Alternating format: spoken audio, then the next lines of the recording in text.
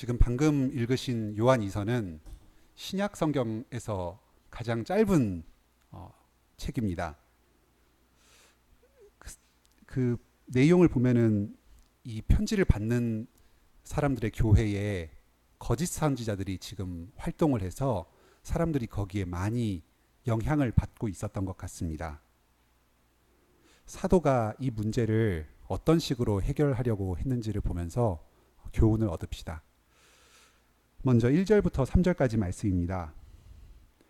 장로는 택하심을 입은 부녀와 그의 자녀에게 편지를 씁니다. 여기서 장로는 오늘날의 장로와 목사를 함께 가리키는 말로 이 편지를 쓴 요한 사도를 가리킵니다. 부녀와 그의 자녀에게 편지했다 하는데 왜 부녀라고 했는지, 교회라고 안 하고 부녀라고 했는지 모르겠습니다. 혹시는 당시에 그 편지를 받는 교회들 중에서 아내와 그 아이들로 이루어진 가정에서 예배를 드리는 그런 교회들이 많았는지 모릅니다.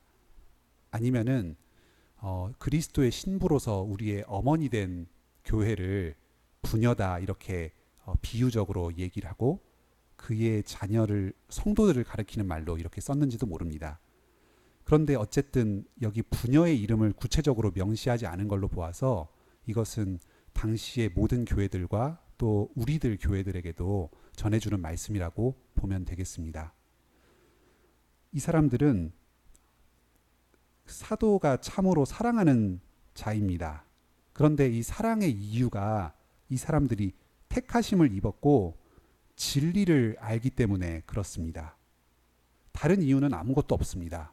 이 사람들하고 친하다거나 성격이 맞는다거나 아니면 사회적으로 지체가 높다거나 이런 다른 이유는 아무것도 없고 오직 택하심을 입었고 진리를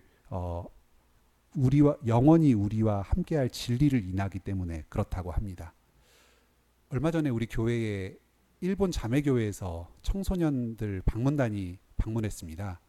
아주 멀리 있는 교회고 서로 본 적도 없었지만 우리는 그 방문단이 왔을 때 아주 기쁨으로 환영했고 아주 친밀한 교제를 나누고 돌아갔습니다. 그리스도의 교회가 이와 같습니다. 세계 곳곳에 하나님의 보편 교회가 흩어져 있는데 이 사람들을 우리는 참으로 사랑합니다. 왜냐하면 그 모든 사람들을 하나님께서 택하셨고 진리 안에 함께 있기 때문입니다.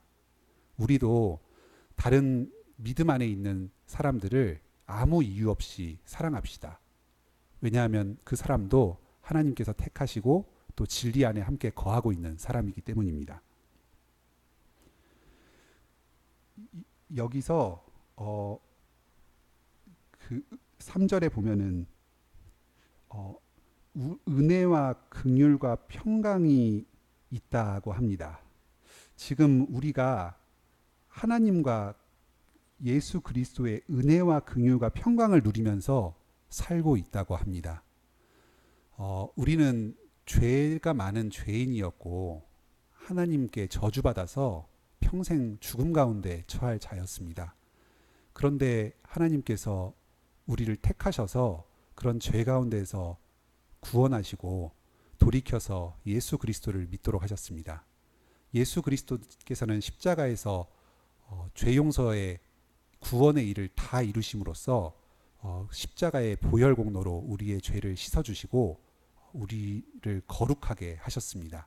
그래서 우리는 구원을 받고 살아갈 수 있습니다. 모든 하나님께서 말씀하신 하나님의 뜻을 다 행하면서 살아갈 수 있습니다. 우리 교회에 있는 모든 사람들이 이러한 은혜와 긍휼과 평강 가운데 있습니다. 이러한 은혜와 긍휼과 평강을 누리고 있다는 사실을 잘 아는 사람들은 다른 사람들도 은혜와 긍휼과 평강으로 대하면서 서로 사랑의 공동체를 이루면서 살 것입니다. 그런데 여기 3절 뒷부분에 보면은 진리와 사랑 가운데에서 이런 것들이 함께 있다고 이야기를 합니다. 진리와 사랑이 매우 중요하다고 합니다. 우리에게 은혜와 긍휼과 평강을 가져다 준다고 합니다. 우리 한번 같이 따라해 볼까요? 진리와 사랑. 진리와 사랑. 예, 지금부터 제가 드리는 다른 말씀은 다 잊으셔도 됩니다. 요 진리와 사랑, 요 두 글자만 기억하고 돌아가시면은 오늘 큰 걸 배워서 가시는 겁니다. 예, 다음부터 이제 또 4절부터 또 보도록 하겠습니다. 4절부터 6절까지 두 번째 말씀입니다. 너의 자녀들을 이 사도가 우연히 만날 기회가 있었나 봅니다. 그런데 아버지께 받은 계명대로 진리에 행하는 것을 보았습니다. 그걸 보고 매우 기뻐합니다. 여기서 이 계명이라는 말하고 진리라는 말이 밀접하게 연결되어 있는 것을 보십시오. 복음 진리는 우리가 예수 그리스도께로부터 용서받았다고 가르칩니다. 예수 그리스도로 인해 죄에서 용서받았다고 가르치는데, 그렇다고 해서 우리가 함부로 죄를 짓고 마음대로 살아도 된다고 하지는 않습니다. 오히려 용서받았기 때문에 하나님의 계명을 더 지켜서 살라고 합니다. 이 점에 대해서 좀 더 생각해 보겠습니다. 베드로전서 2장 말씀을 한번 같이 읽어보겠습니다. 베드로전서 2장 1절부터 5절까지 그리고 9절부터 10절까지입니다. 신약성경 377페이지입니다. 같이 읽겠습니다. 그러므로 모든 악독과 모든 계율과 외식과 시기와 모든 비방하는 말을 버리고 갓난아기들 같이 순전하고 신령한 젖을 사모하라. 이는 이로 말미암아 너희로 구원에 이르도록 자라게 하려 함이라. 너희가 주의 인자하심을 맛보았으면 그리하라. 사람에게는 버림바가 되었으나 하나님께는 택하심을 입은 보배로운 산 돌이신 예수에게 나와 너희도 산 돌같이 신령한 집으로 세워지고 예수 그리스도로 말미암아 하나님이 기쁘게 받으실 신령한 제사를 드릴 거룩한 제사장이 될지니라. 이제 9절입니다. 오직 너희는 택하신 족속이요 왕 같은 제사장들이요 거룩한 나라요 그의 소유된 백성이니 이는 너희를 어두운 데서 불러내어 그의 기이한 빛에 들어가게 하신 자의 아름다운 덕을 선전하게 하려 하심이라. 너희가 전에는 백성이 아니더니 이제는 하나님의 백성이요 전에는 긍휼을 얻지 못하였더니 이제는 긍휼을 얻은 자니라. 여기서 잘 보면은 1절, 2절에서는 이제 악독을 버리라고 얘기를 하는데, 이제 이것은 율법을 계명을 지키라는 말이죠. 그런데 3절을 보면은 주의 인자하심을 맛보았으면 그리하라 하면서 또 구원의 은혜를 이야기합니다. 그런데 또 4절에서 5절까지는 또 신령한 집으로 세워지라 거룩한 제사를 드리라 하면서 또 계명을 지키라고 이야기를 합니다. 9절에서는 택하신 족속이고 왕같은 제사장이고 거룩한 나라고 소유된 백성이라고 하면서 또 아름다운 덕을 선전하고 계명을 지키라고 이야기를 하는데, 또 10절에서 보면은 긍휼을 입었다 하면서 또 구원의 은혜를 이야기합니다. 이렇게 구원과 계명을 지키는 일이 번갈아 가면서 시루떡처럼 차곡차곡 포개져서 두 사이가 굉장히 긴밀하게 연관되었다는 것을 가르칩니다. 흔히 율법이냐 복음이냐 하면서 복음과 율법을 대립시키는 그런 말들이 많습니다. 그런데 그것은 오해의 소지가 있는 말입니다. 그리스도의 복음은 크고 풍성한 것입니다. 그래서 그 안에서 율법을 다 포함하고 있습니다. 그리스도께서 죄 용서하셔서 구원하신 사람들은 그 다음부터 거룩하여져서 하나님께서 내리신 모든 계명들을 다 지키며 살게 됩니다. 그것이 전부 복음 안에 포함되어 있는 것입니다. 그리스도께서 구원하여 주셨는데 다시 죄를 짓고 또 죄 용서 받고 또 다시 죄를 짓고 이렇게 제자리 걸음하도록 우리를 구원하여 주신 것이 아닙니다.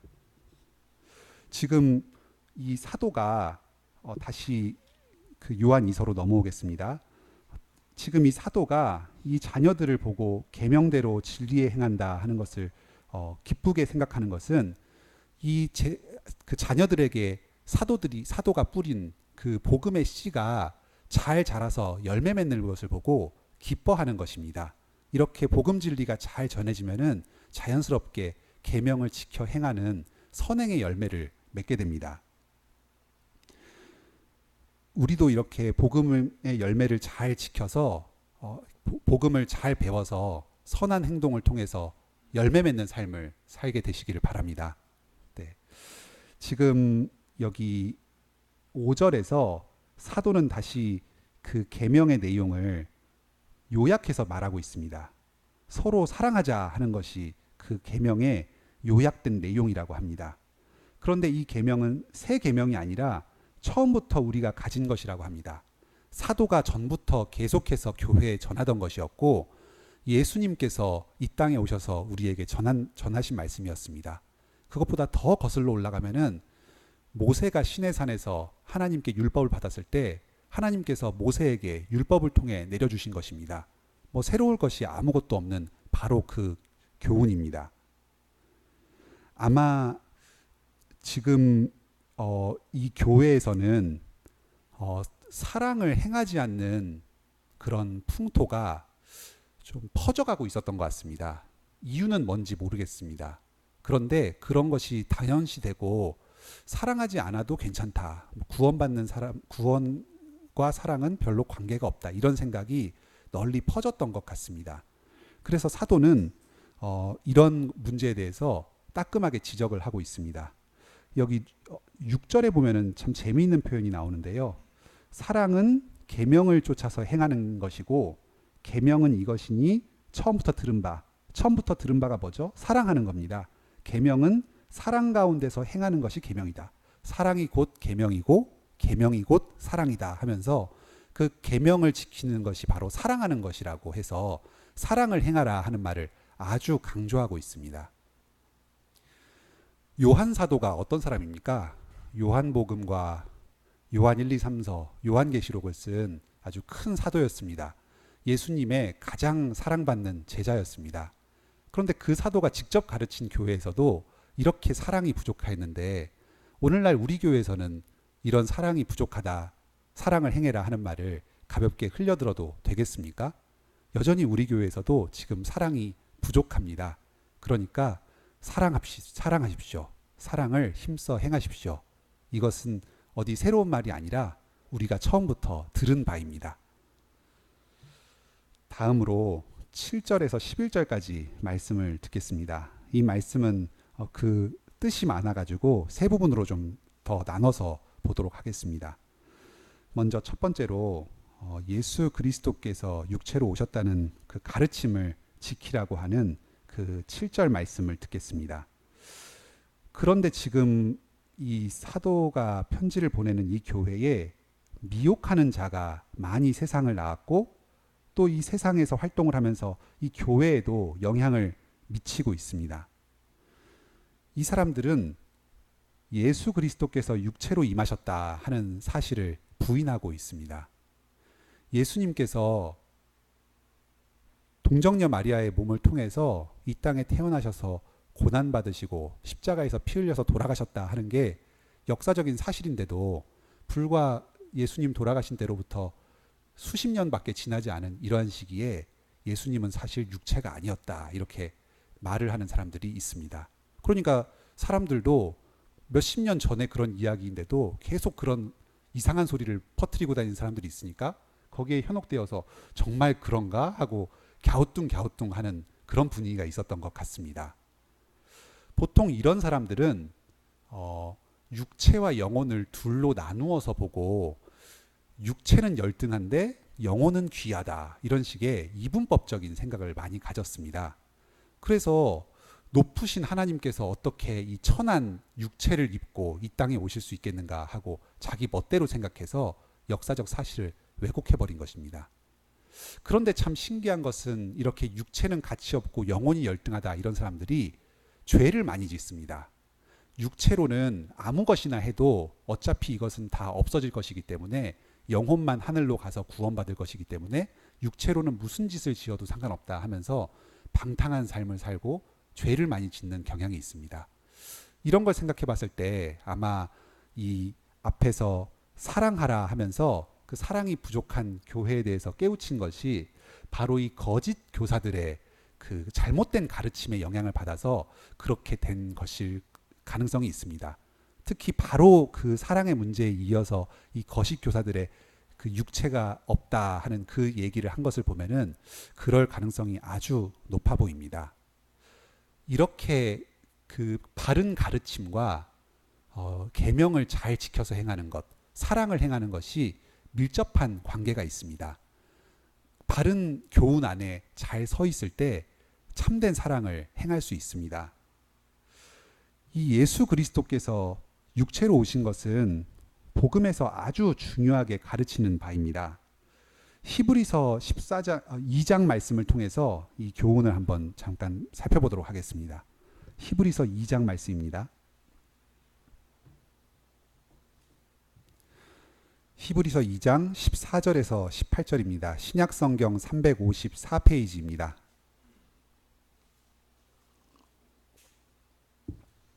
한 목소리로 읽겠습니다. 자녀들은 혈육에 함께 속하였음에 그도 또한 한 모양으로 혈육에 함께 속하심은 사망으로 말미암아 사망의 세력을 잡은 자 곧 마귀를 없이 하시며 또 죽기를 무서워함으로 일생에 매여 종노릇하는 모든 자들을 놓아주려 하심이니 이는 실로 천사들을 붙들어 주려 하심이 아니요 오직 아브라함의 자손을 붙들어 주려 하심이라. 그러므로 저가 범사의 형제들과 같이 대심이 마땅하도다. 이는 하나님의 일에 자비하고 충성된 대제사장이 되어 백성의 죄를 구속하려 하심이라. 자기가 시험을 받아 고난을 당하셨은즉 시험 받는 자들을 능히 도우시느니라. 아멘. 여기 14절에 혈육에 함께 속했다 하는 말이 바로 육체란 말입니다. 혈이 피고 육이 살입니다. 그리스도께서 피와 살에 속했다 하는 얘기를 이렇게 분명하게 가르치고 있습니다.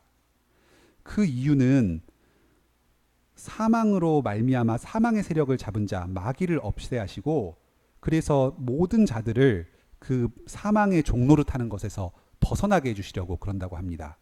또 17절에 보면은 백성의 죄를 구속하려고 하신다고 합니다.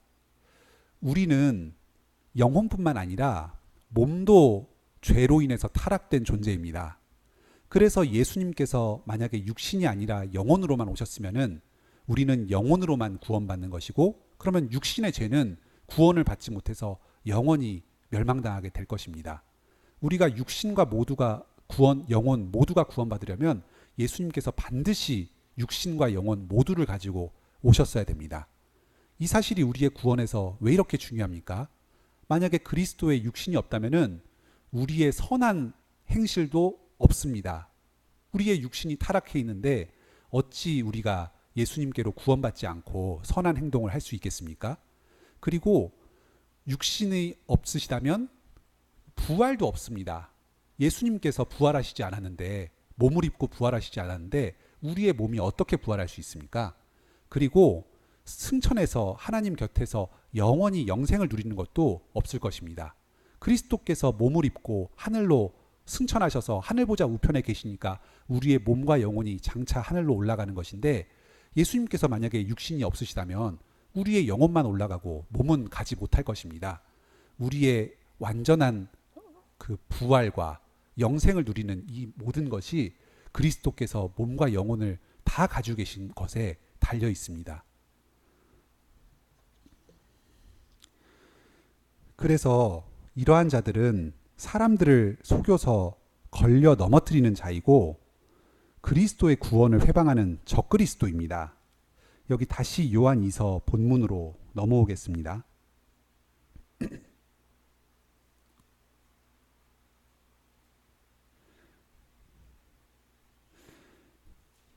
7절의 말씀입니다. 그래서 이런 적그리스도의 말씀에 미혹되면은 우리가 지금까지 사도가 우리 곁에서 복음을 전해서 자란 믿음을 다 잃어버리게 되고 우리의 모든 선한 행실도 다 잃어버리게 되어서 결국 구원을 얻지 못하게 될 것입니다. 그래서 사도는 우리가 이런 적그리스도의 미혹된 가르침에 빠져서 우리의 구원을 잃어버리지 말고 사도가 우리에게 전한 것을 굳게 지키라고 이야기하고 있습니다. 실제로 이단에 빠져드는 사람을 보면은 처음부터 내가 이단이 되어야 되겠다 이러고 이단에 빠지는 사람이 없습니다. 처음에는 무슨 소린가 하고 살짝 현혹이 되다가 나중에 점점점 그 가르침에 빠져들어서 완전히 이단으로 빠져들게 되고 그리고 구원에서 떨어지게 되는 것입니다. 우리도 언제든지 우리 주변에서 이단이 틈탈 수 있다는 것을 생각하고 우리가 이 가르침을 깨어서 지키지 않으면은 그 이단의 가르침에 휘말려서 구원받지 못하고 떨어져 버릴 수 있다는 사실을 기억하면서 항상 주의하도록 해야 되겠습니다. 그런데 이런 이단들이 우리를 미혹하는 것에 대해서 불안해할 필요는 별로 없겠습니다. 우리는 우리가 삼가서 우리의 이단 것을 그 사도가 일한 것을 잃지 않으면 됩니다. 사도가 우리 교회에 전해준 진리 복음 진리의 그 가르침을 놓치지 않고 있으면은 적그리스도에게 빠져들지 않을 수가 있습니다. 요즘에 이단들이 교회를 틈타려고 준동을 하고 혹시 우리 관악교회에도 이단이 틈타려고 하는지 모르겠습니다. 하지만 걱정할 필요가 아무것도 없습니다. 복음 진리를 굳게 지키면은 뭐 이단 아니라 이단 할아버지가 와도 교회에 틈탈 수가 없을 것입니다. 다음으로 작은 두 번째 말씀을 보겠습니다. 8절 말씀입니다. 오직 온전한 상을 얻으라 하는 이 말씀입니다. 사도가 전한 진리를 잘 지키고 사랑을 행하면은 온전한 상을 받게 될 것이라고 가르칩니다. 이 온전한 여기서 상이라는 말은 그 이제 천국에서 너희의 상이 큼이라 하고 예수님께서 가르치신 것처럼 우리가 이제 예수님의 그 복음을 믿고 그 구원을 이루고 다시 예수님께서 재림하실 때 부활 생명을 누리고 또 하나님 나라로 올라가서 영원한 생명을 누리면서 살 것을 모두 가리키는 말로 신약 성경에서 씁니다. 그런데 여기서 온전한 상이라 하고 이야기한 것이 좀 특이합니다. 이것은 룻기 2장 말씀을 인용을 한 것인데요. 룻기 2장 12절의 말씀을 왜 굳이 여기서 인용을 했는가? 이 점에 대해서 잠깐 살펴보도록 하겠습니다. 룻기 2장 12절을 잠깐 보도록 하겠습니다. 구약 성경입니다. 구약 성경 403페이지입니다. 룻기 2장 12절 말씀입니다.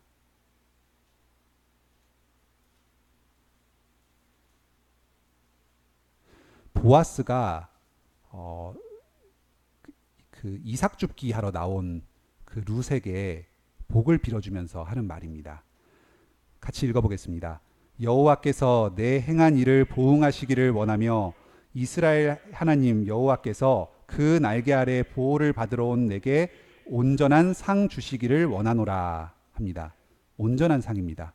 여기서의 온전한 상은 바로 그 앞에 여호와의 날개 아래 보호를 받는 것, 여호와 하나님께서 주시는 모든 복을 풍성히 받아 누리는 것을 가리키는 말입니다. 그런데 이 룻기에서는 이 온전한 상이 구체적으로는 아이를 낳는 것으로 드러납니다. 지금 그 나오미와 룻이 먹을 것을 떠나서 베들레헴을 떠나서 모압 땅으로 간 다음에 그 남편도 잃고 두 아들도 모두 잃었습니다. 이 엘리멜렉 가문의 남편이 없어졌습니다. 여자만 둘이 남아가지고 지금 이 베들레헴 지방으로 돌아왔습니다. 그래서 결국 이 여인들이 이 베들레헴 지방에서 필사적으로 노력한 것은 기업물을 자를 찾는 것이었습니다. 바로 기업을 계속 잇는 일이 이 두 여인의 중요한 일이었습니다. 기업을 잇는다는 것은 그 가문의 남편과 결혼해서 아이를 낳아서 대를 계속 잇는다는 것입니다. 하나님께서 이스라엘 백성들을 그 가나안 땅에 부르셨을 때 그 복으로 자손들과 그리고 이스라엘 그 가나안 땅과 그리고 하나님이 영원히 함께 계신다 이렇게 얘기를 해서 자손과 땅과 하나님 이 세 가지를 복으로 아브라함에게 약속하셨습니다. 그리고 이스라엘 백성들에게 그 복이 이루어져서 지금 이스라엘 땅에서 살고 있습니다.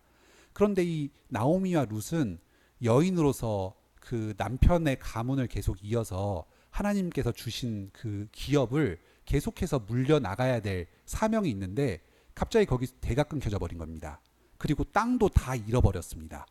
그래서 어떻게 해서든지 그 가문의 기업 물을 자를 찾아서 아이를 낳아서 대를 계속 이어야지만 그 가문에서 자신의 이름이 남아있고 하나님께서 자신에게 주신 사명을 다하게 된 것입니다.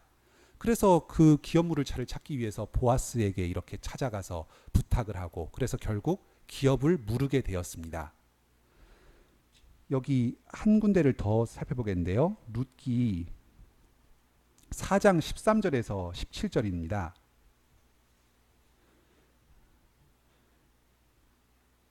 구약 406페이지입니다. 한번 여기도 같이 읽어볼까요? 이에 보아스가 룻을 취하여 아내를 삼고 그와 동침하였더니 여호와께서 그로 잉태케 하심으로 그가 아들을 낳은지라. 여인들이 나오미에게 이르되 찬송할지로다. 여호와께서 오늘날 내게 기운물을 자를까 없게 아니하셨도다. 이 아이의 이름이 이스라엘 중에 유명하게 되기를 원하노라. 이는 내 생명의 회복자며 내 노년의 봉양자라.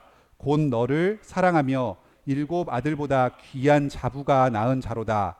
나오미가 아기를 취하여 품에 품고 그의 양육자가 되니 그 이웃 여인들이 그에게 이름을 주되 나오미가 아들을 낳았다 하여 그 이름을 오벳이라 하였는데 그는 다윗의 아비인 이새의 아비였더라. 여기서 지금 나오미가 아기를 취해서 품에 품게 됩니다. 바로 룻이 낳아준 아이입니다. 보아스가 기업을 물려줘서 땅도 회복시켜줬고 또 룻도 취해서 자손을 계속 낳게 했습니다. 나오미가 처음에 이스라엘에 들어올 때는 내가 풍족하여 나아갔으나 하나님께서 나를 빈손으로 비게 하셨다 해서 자기가 풍족하였는데 비었다고 합니다. 바로 남편과 아이들을 다 잃어버린 걸 가리키는 말이죠. 근데 지금 이렇게 그 룻이 손자를 낳아주니까 나오미가 품속에 손자를 안고 내가 풍족하다, 다시 풍족해졌다 이렇게 하고 있습니다. 바로 이 룻이 낳아준 이 아이가 나오미와 룻에게 온전한 상입니다. 룻에서는 그렇게 지금 이야기가 되고 있습니다. 그런데 여기서 이상한 구절이 하나 있습니다. 14절에 보시면은 기업 물을 자가 없게 아니하셨다 하면서 지금 룻이 낳은 아이가 기업 물을 자라고 이야기합니다. 분명히 보아스가 룻의 기업을 물려주었는데, 그러니까 기업을 회복시켜 준 거죠. 잃었던 기업을. 그런데 보아스가 아니라 아이가 기업을 회복시킬 자다 이렇게 이야기를 하고 있습니다. 그 아이가 대대로 기업을 계속 이어갈 것이라고 이야기합니다. 그런데 이 룻이 낳은 아이가 누구입니까? 오벳이라는 아이인데 이 오벳은 다윗의 할아버지고요. 다윗의 후손은 바로 예수 그리스도십니다. 말하자면은 룻이 낳은 그 아이의 후손이 우리의 기업을 물려줄 자이고 우리의 온전한 상이다 하는 것을 지금 요한 사도는 이 요한 이서에서 이 말을 인용해서 가리키는 것입니다. 다시 이제 여기 룻기 4장도 잠시 후에 한 번 더 볼 거거든요. 그러니까 여기 4장도 좀 끼워 놓으시고 다시 요한 이서로 돌아오도록 하겠습니다. 그래서 지금 요한 이서 8절에서 너희는 우리가 일한 그 진리를 잃지 말고 그리고 진리와 사랑을 잃지 말고 오직 온전한 상을 얻으라 하는 것은 요한 이서 요한 사도는 예수 그리스도를 얻으라. 그래서 우리의 영원한 기업을 받으라, 누리라 하는 그런 의미로 이 온전한 상을 얻으라 하는 말을 여기서 쓰고 있는 것입니다. 우리가 진리 안에서 거하면서 사랑을 행하면서 얻을 영원한 상급, 우리의 영원한 기업은 바로 예수 그리스도시라는 것을 여기서 가르쳐주고 있는 것입니다. 9절에서 이 사실을 다시 한번 확인합니다. 여기 9절의 제일 마지막 부분에 보면은 이 사람이 아버지와 아들을 모시느니라 합니다.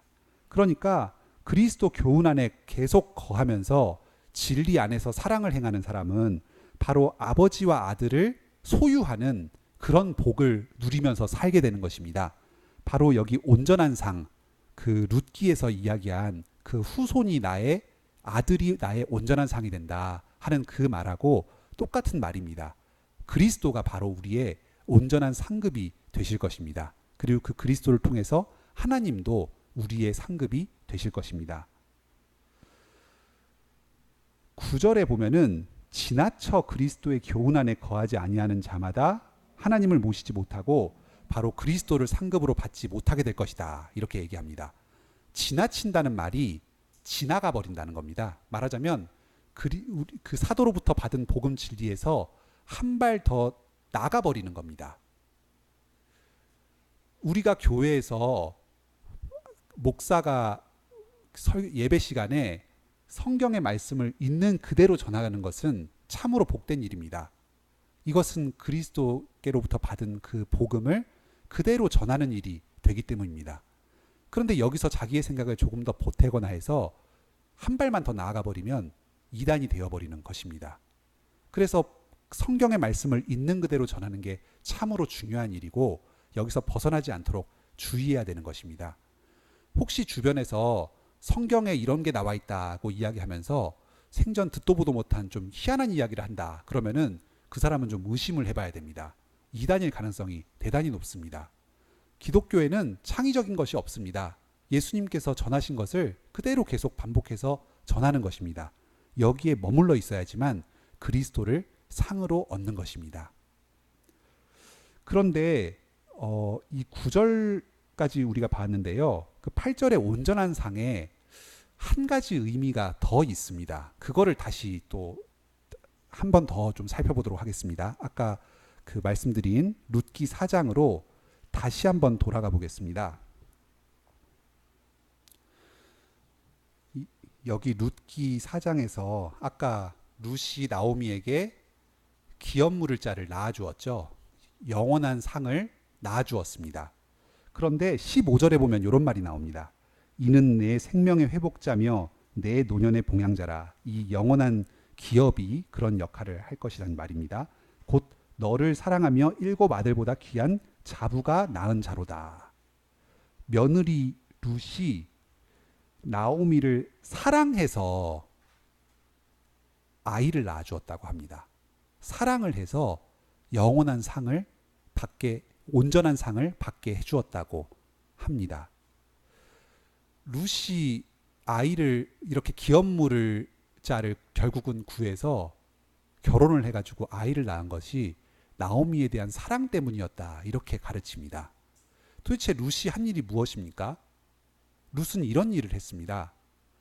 남편이 다 죽고 없어졌는데 시어머니를 따라서 생전 처음 보는 남의 나라로 남의 동네로 이사를 해서 살았습니다. 거기서 이방 여인이라고 손가락질 받으면서도 어떻게 해서든지 집안을 먹여 살리려고 힘겹게 노력을 했습니다.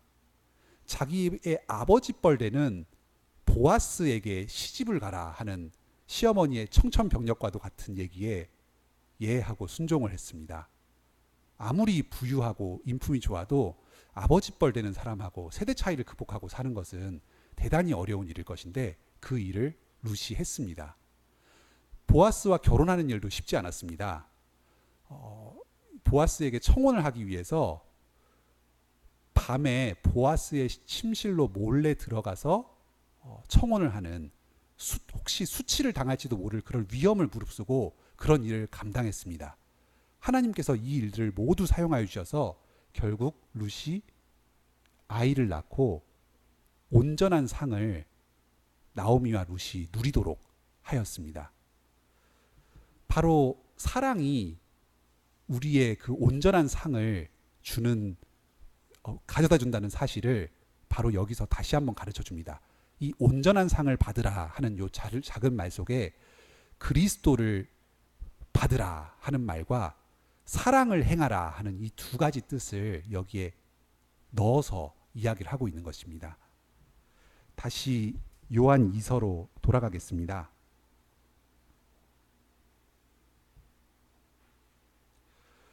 우리도 이 사도의 가르침과 같이 또 룻기의 가르침과 같이 이렇게 그리스도 안에서 사랑을 행하기를 힘쓰십시오. 그러면은 하나님께서 우리에게 그리스도를 영원한 상급으로 주실 것입니다. 다음 10절에서 11절 말씀입니다. 사도의 가르침과 다른 가르침을 가진 사람을 집에 들이지도 말고 인사도 말라 합니다.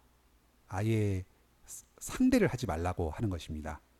그 사람에게 유익될 행동, 집에 들여서 뭐 먹을 것을 베풀어 준다든지, 좀 한 잔 차를 물을 대접한다든지, 아니면 인사를 해서 그 사람을 위로하고 격려해 준다든지 하는 그런 일을 일절하지 말라고 합니다. 그 작은 관계를 그렇게 형성하는 것이, 형성한 것을 통해서 그 약한 것을 파고드는 게 바로 거짓 교사들이 우리에게 하는 특징이기도 합니다. 어쨌든 그런 사람들은 일절 관계를 끊고 삼가야 합니다. 신약 성경 전체를 참고해 볼 때 여기서 이 교훈을 가지지 않고 나아가는 자, 이것을 그냥 단순히 비기독교인, 비그리스도교인, 불신자 이렇게 보기는 좀 힘듭니다. 여기서 말하는 적그리스도는 바로 잘못된 가르침, 그러니까 그리스도의 복음을 교묘하게 비틀어서 우리가 그리스도께로 바로 나아가지 못하도록 가로막는 잘못된 가르침을 전하는 거짓 교사들입니다. 이단 숭배자들인데 그 중에서도 단순 가담자라기보다는 적극적으로 그런 포교 활동을 하고 앞에 나서 가지고 자신의 이념을 전파하는 그런 사람들을 특징적으로 가리키는 말입니다. 어쨌든 이런 사람들을 참으로 조심해야 되겠습니다. 지금 여기서 사도가 계속 사랑을 말하라고 하면서 여기서 이단들에 대해서는 이렇게 관계를 철저하게 끊어야 된다 하는 것을 명심할 필요가 있습니다. 우리가 사랑을 하라 하는 말을 잘못 알아가지고 아무에게나 사랑을 하고 친절을 베풀고, 그래서 우리 주변에서 혹시 이런 이단에 가담한 사람이 있으면은 나라도 이 사람한테 복음을 전하지 않으면 누가 이 사람에게 복음을 전하겠느냐 하면서 좀 일부러 가깝게 하고 좀 관계를 가지고 하는 경우가 있습니다. 그런데 여기서 말하는 이런 적그리스도와 같은 이런 사람들은 성경에서 가르치기를 하나님께서 아주 특별한 은혜를 주시지 않는 이상은 성령을 회방하는 자로서 결코 용서받지 못할 그런 자라고 가르치고 있습니다. 우리가 말 몇 마디 거둔다고 해서 그 사람들이 우리의 말을 듣고 돌이킬 그런 사람들이 아니라는 말입니다.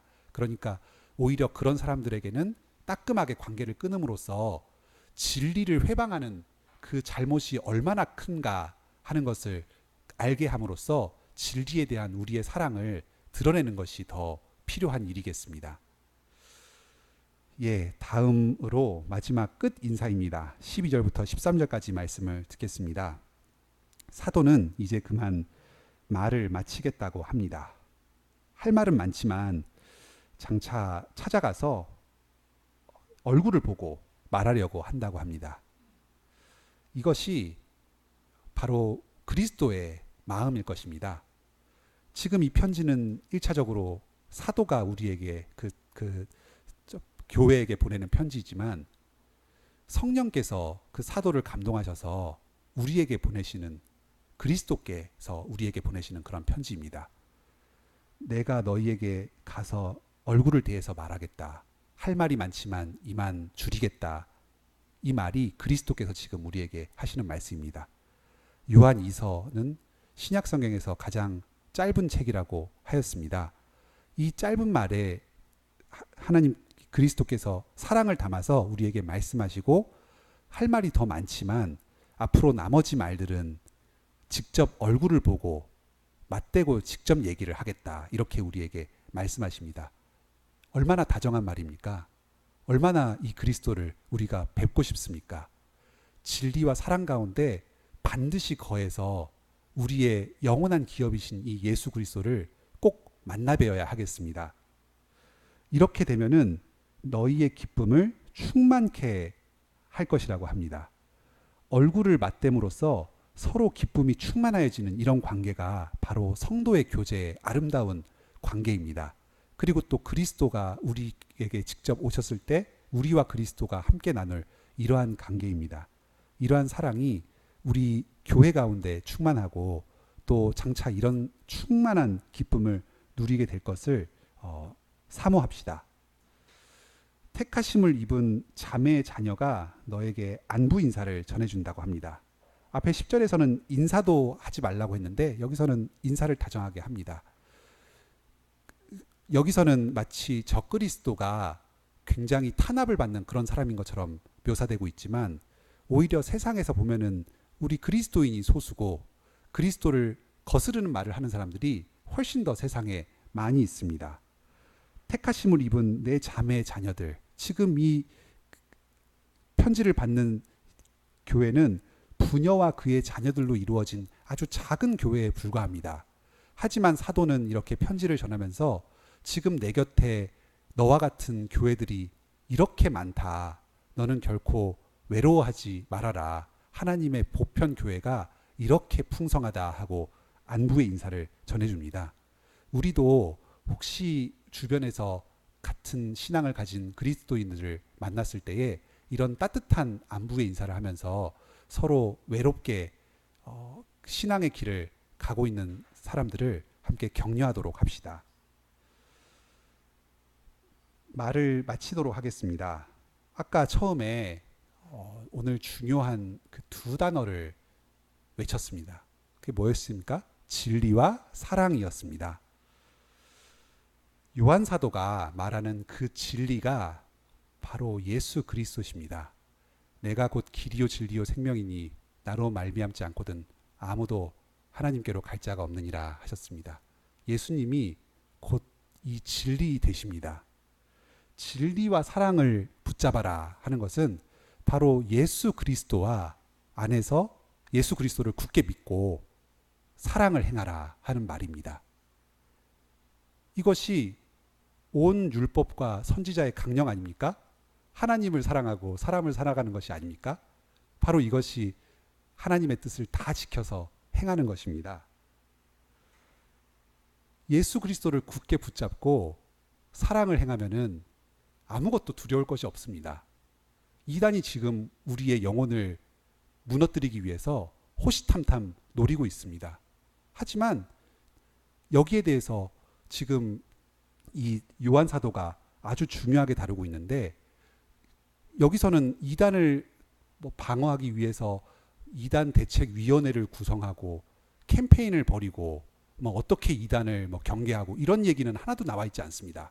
진리와 사랑 가운데 행하라고만 이야기하고 있습니다. 진리와 사랑 가운데 행하는 것이 이단을 가로막는 가장 좋고 근본적인 방법입니다. 그러니까 우리가 오늘날 이단을 두려워할 때에도 이단을 경계할 때에도 무슨 이단에 대해서 다른 방법을 가지고 이단 자체를 어떻게 하고 하는 것이 아니라 우리가 그냥 진리 안에서 거하면서 사랑을 행하면은 이단은 자연스럽게 없어지게 되는 것입니다. 그리스도를 믿고 사랑을 행하면은 온전한 상을 받는다고 했습니다. 아까 온전한 상이 바로 그리스도라고 했습니다. 그리스도를 믿고 사랑을 행하면 그리스도를 받게 되는 것입니다.